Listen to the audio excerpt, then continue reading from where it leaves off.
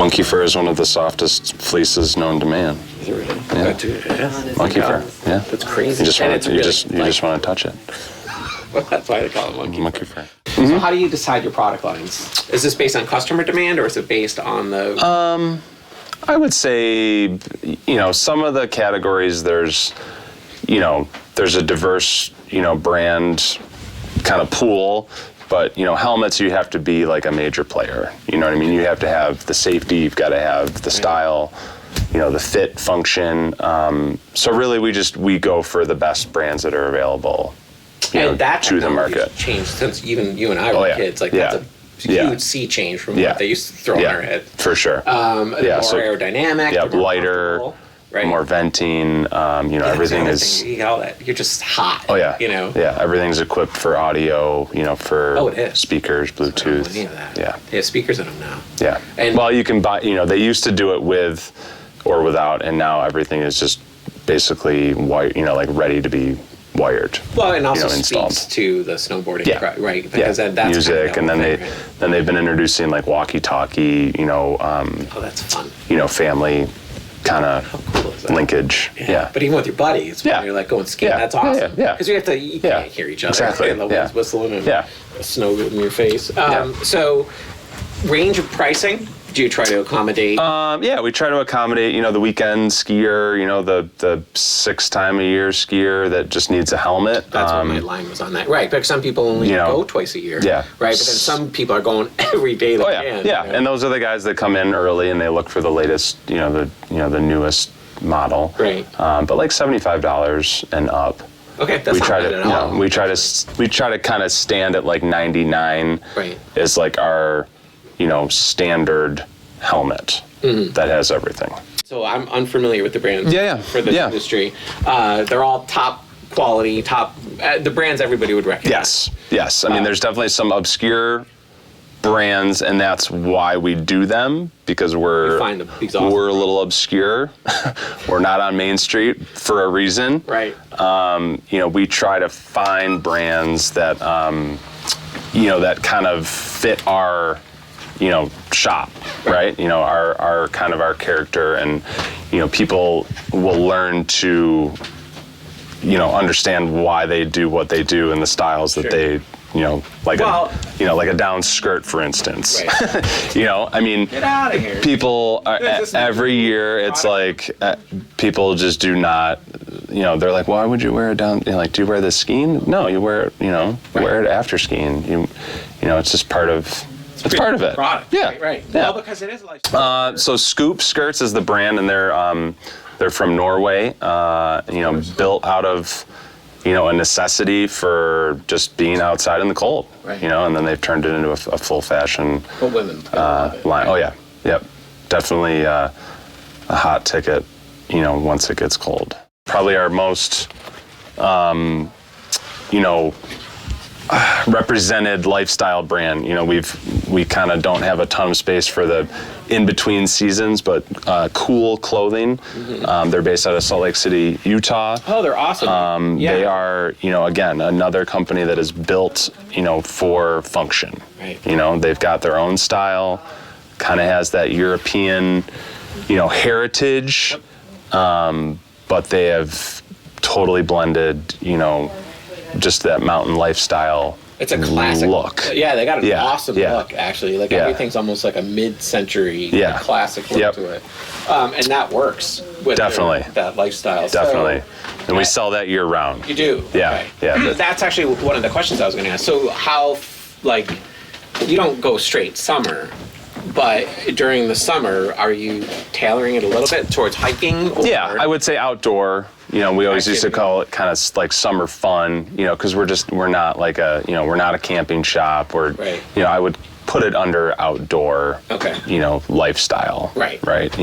So it's an outdoor lifestyle brand shop. Yeah. But towards winter. Yes. Right. Towards the activities that you would find. Yeah. Cool is awesome. Have you carried Cool for a long time? Since day one. You have. Yeah. So but to your benefit, so at that time the reps, this was like out of their trunk. Cool was not when we were kids. No, maybe a rolling rack, or they had some sweaters. Yeah. They had the elf. They had it was like boiled fleece. big chunky, Yeah. sweaters. This is like Yeah. a seminal. They were just getting going. Yeah. It's here in this market. Yep. Yeah. But that's a cool thing about a shop like this. Yeah. Like you watched this business and this brand, because Build. when we were kids, skiing was still. There were people that were hardcore with it, Yeah. but it wasn't what it is now. No. Everything's become lifestyle brand. Exactly. Bigger. Yeah, for sure. So- you live your you live your brand kind of thing. You do, right? Right. And cool. But it's awesome that you guys carried it for that long because you watched that brand grow. And That's what it is people, now. come in year after year and They're they get- dedicated to yeah, the brand, yeah, right? Yeah. And then what else will we find here? So in the kind of in the winter months, obviously we've got a few brands for full on ski wear. Flylow Gear is another one of those kind of smaller companies that we've started with, and they have grown in the past 10 years. And it started with a pair of pants that they made called the Chemical Pant. And it was, so- again, like built out of necessity. What was that? What year was that? Oh, probably mid 2000s. So was that kind of 2010 maybe? like because there was a lot of crossover with the fashion with skiing and It was like like I always reference it's like the Carhartt pant of like the ski industry. but cool. Like they're just like bomb proof. They were built for the guys that are skiing day in and day out. And Where are they? they've got, actually, I probably don't even have them here yet. Naturally, I think that's still one thing that we're waiting for. Yeah. Just stick it up. But, Feel it. But this is the brand right here. Yeah, the jackets are all going to be right here.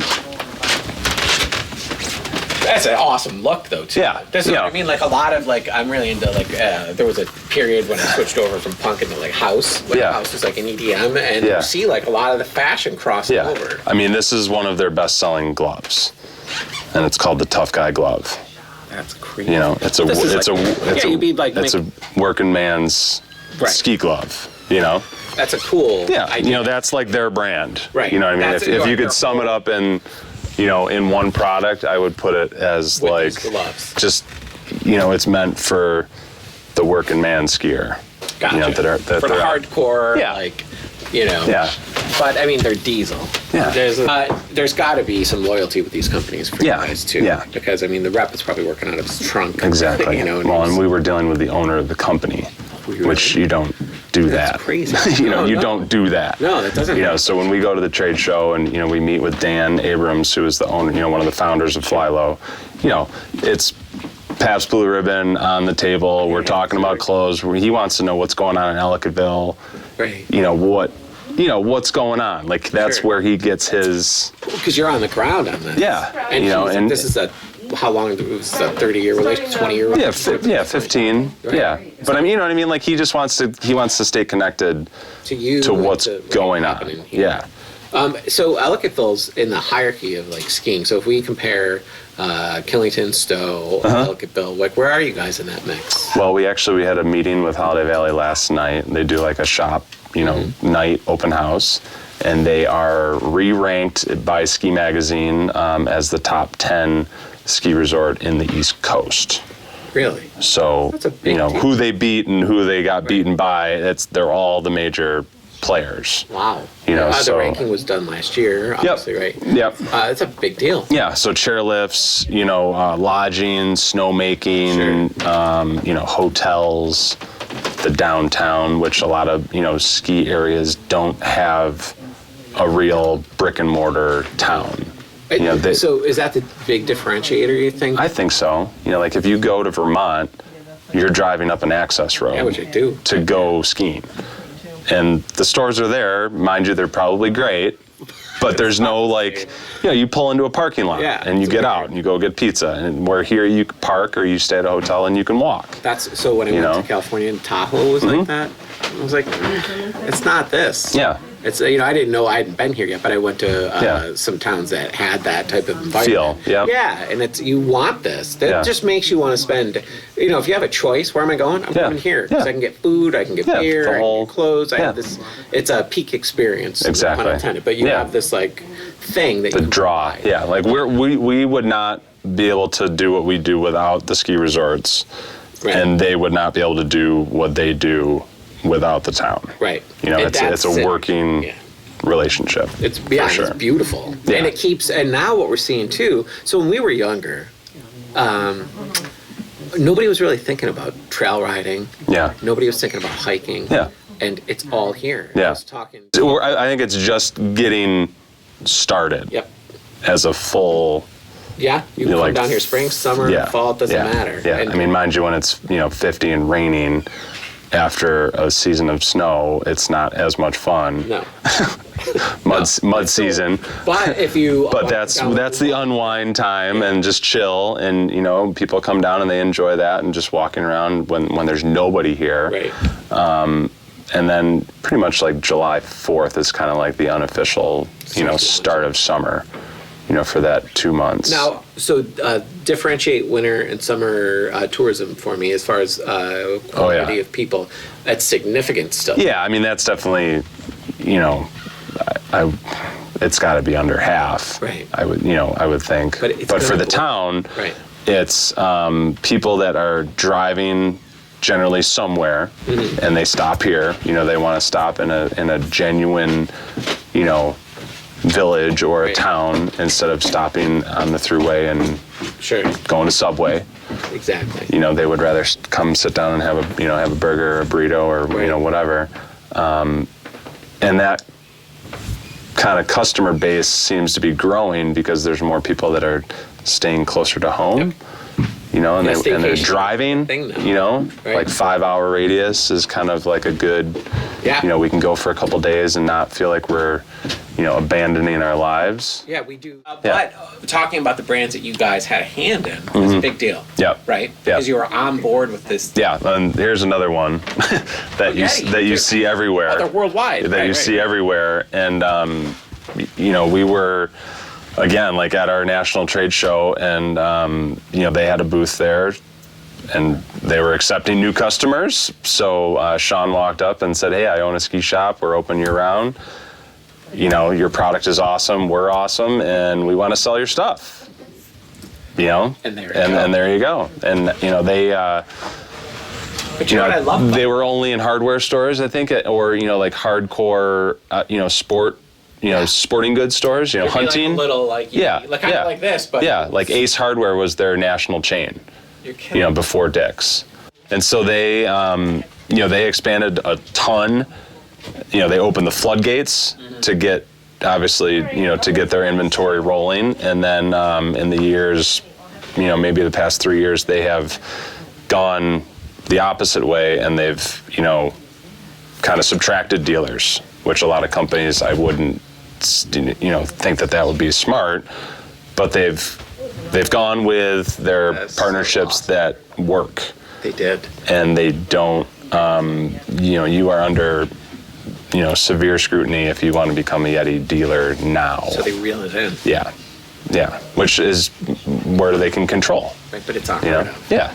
And it's awesome. Yeah. From a DIY, like art, this type of thing, like grassrootsy. Yeah. Like they were like, and they're as big as Ford and Chevy. Yeah, they're huge for their market. But right. And some people think, it's a total commercial, thing, but it's not. They're as genuine as, any other, long-standing brand. That's awesome. Yeah. I love that story. Yeah, it's cool. Yeah, nobody's ever told me that, so I didn't. So we've got Cool, and you got Yeti, and what was another company there? Flylow. Flylow. Yeah. Dude, that's an awesome name, Yeah. too. Really. Yeah, I would say that those three brands are our staple brands. Right. Like And that you can't find anywhere else. The Flylow stuff totally looks like EDM dance, like house club gear too. And I know it's for skiing, but you see that fashion sense. Yeah. So it's not only awesome. It comes from somewhere. Yeah. They're not just making it up. And then I love the Cool stuff because you get this different type of classic look. They're almost like the Cool LL Bean. Yeah. Right? Yeah. Right. I said. Cool. Yeah. That. Well, that. Like that duck boot, the stuff that's been around forever that that brands are bringing back. To the limelight because there's new people that haven't seen that before. You know what I mean? Right. For gear? For gear? What are we looking at here? Like we've got our goggles? Yeah, so the basic necessities for going out on the slopes, right? And you got to protect your eyes when you're skiing. If it's snowing, if it's sunny, if it's nighttime. We pair a lot of our goggles with the brands of helmets that we carry. A lot of the brands that make goggles make helmets. But again, this technology's changed. They fit.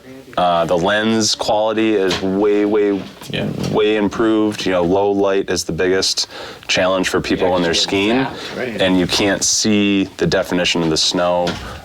So they have definitely taken the lenses, to the next level for sure. How do you do prescriptions with them? Yep. So there are a lot of models that are over the glass specific, so you can fit a frame glass under your goggle. Okay, so that's because I'm not buying a prescription goggle. Yeah.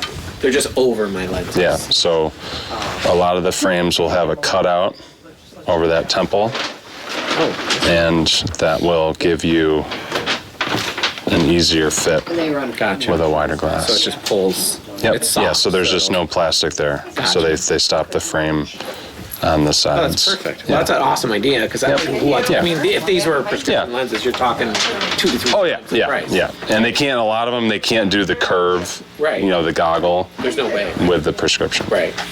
Yeah, because it's too extreme, of course. Yeah. So but they're awesome looking. Oh, yeah. Again. Yeah, for sure. Style points matter, for sure. Yeah. You gotta look good. Yeah. Gotta look good in the lift line. You know what's funny though? And then, so another kind of a lifestyle, tech brand that we have started carrying, Cotopaxi, and they are also based out of Salt Lake City. They are, their motto is do good. So they are, a good-based company as far as kind of implementing. Yeah, like they donate, proceeds, outreach overseas, third, world countries. They're following good business protocols. Yes. Their products. Yes. And their supply line. Yes, and their usage, they try to eliminate waste as far as excess material, and they have some really cool, kind of fun, backpack styles that are all mixed matched product. It's very Tibetan. Yeah. But they have the llama. Yeah. That the toe cap of their shoe was basically as simple as it is, I would say it was revolutionary. It was. Well, it the was, best things are. Again, created out of a function for sailing. That's kind of where it was based out of. But to have that, protection with the toe, but still have a kind of a usable, sandal, boot, now they've got sneakers, they've got, any type of, hiking outdoor shoe that you could think of. Well, always tasty looking too. Yeah. And then he started, I think when they were initially sold, he started a super small company. Yep, she did. It was just rubber shoes, and the company was called My Own, and it was the toe, but they were like Crocs on steroids. Right. So you're upstairs here. Yep. So this upstairs is kind of like Hardware Heights. Okay.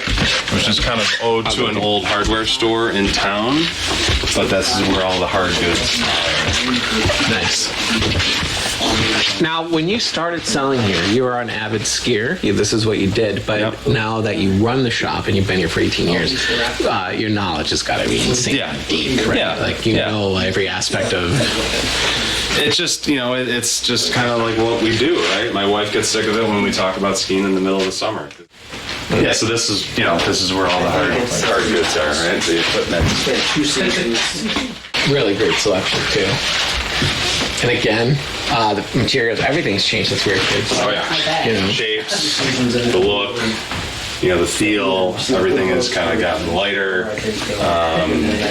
Just trying to make skiing, just trying to make skiing cool.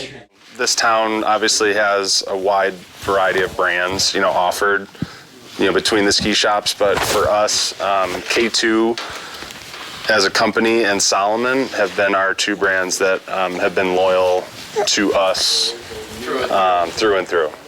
And we represent them the best out of their product line. Hey. Now, you guys are a full repair shop too? Yep, full service.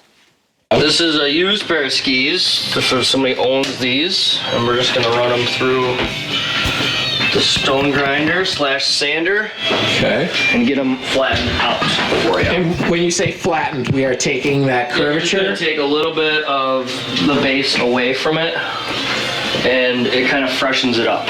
Oh, it makes the, yeah, because I mean, obviously these have been skied on plenty of times, and so it's just gonna kind of flatten it out and put a new pattern in there, and like freshen it up. So it'll take wax better. It'll slide a lot better on the snow.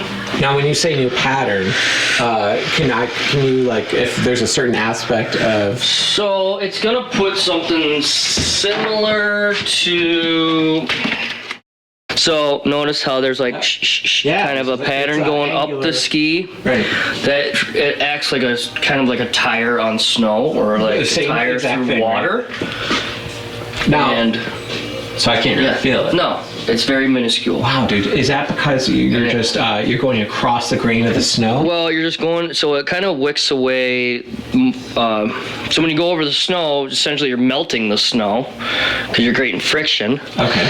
And it kind of, wicks away the moisture, and it also accepts wax a lot better into the skis. So you're getting it. The wax is going to get it in there. Gotcha.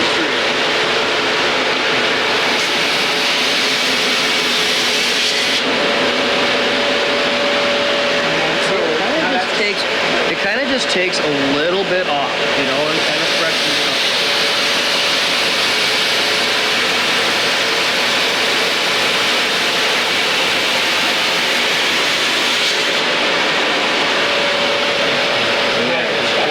Yeah, just kind of look at it, just double check.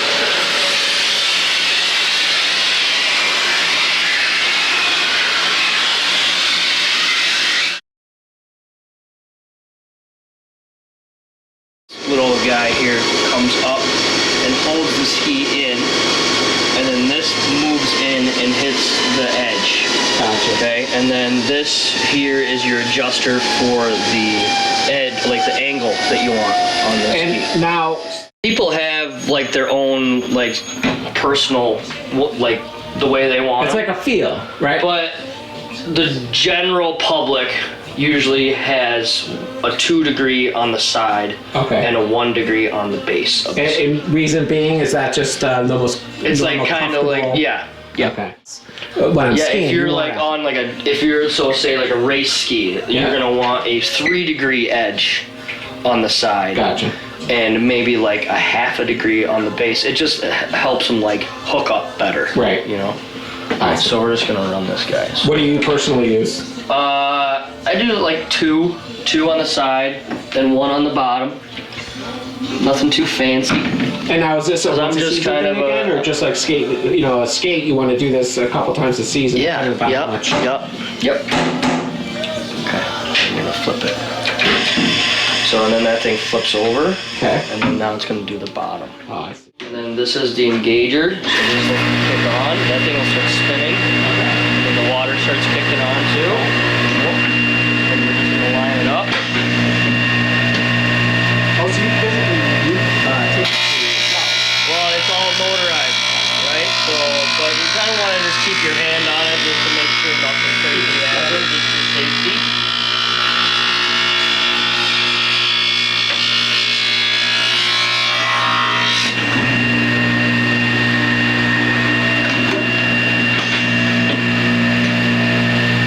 This is just doing the bottom.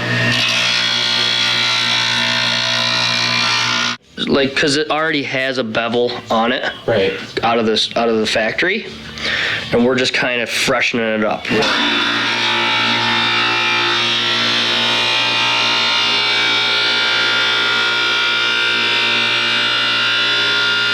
Super smooth, sharp edge Oh wow. on there. Yeah. That's a whole thing. Right? Yep. Yeah, it's essentially bringing it back to like factory.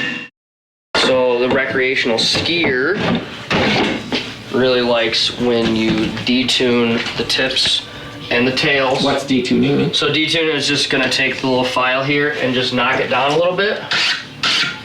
on the tips and tails, so it doesn't like catch. Is this a feel thing now? This is like you have to be kind of the master of these to understand, like, Right. apply the right amount of wax. Yep. Yep. Did this take a long time to learn? Yeah. Yeah, it took me a few years. And then you just use like a sham Kind there? of sham it, get the water off. And what type of wax as a I'm gonna put on like an all temperature, all weather wax. And is there First varying thing. degrees of wax that you would use for somebody who's looking to blaze down a hill? Uh-huh. Yep, there's different kinds. This is the job you get for $37.99. Okay. But if you wanted special wax, we have it for sale over there. Okay. And then, you know, if we have a little bit back here, but different waxes for different temperatures of snow and It's a whole thing. Right? Yeah. I mean, this is Oh, yeah. all dependent upon how fast you want to go. Yep. How Yep. now? What about even like? there's little cubes of wax out there that are about that big that cost like $150. Are you? I just use this kind of wax. It's Yeah. not, yep, I'm not trying to impress anybody. Get So, and then we crazy. just iron it in there a little bit. and then Sure just distribute covered. the. Yep, make sure it's all covered up. So we've heated up the ski and the wax. And you kind of wait for it to cool down. Okay. Let the wax soak in a little bit into that pattern that we put in there. And you want it to cool down all the way before you scrape it off. Okay, I think this is good for now, and then we're just gonna like kind of scrape it. You kind of want to go with the way that the ski is gonna go down the hill. Because it kind of gets all those fibers. There's like little microfibers in there that you can't see with a, you know, without a microscope. But you want to get all those. You just want to get everything kind of going the same way, Gotcha. right? There's a lot on there. Oh yeah. It didn't look like when you first put it on there as much, but One of these. And you just want to give them some quality product. and when you the difference between what we on the ski if we were running it Yeah. and this is night and day, right? Night and day. Is that it? That's it. Modest. That's what Good we job, do. dude. 200. It's perfect. So I like really full appreciate it. service ski shop, like that does all that. Yeah. And then over here is where we mount everything. So you drill holes and Right. slide bindings on.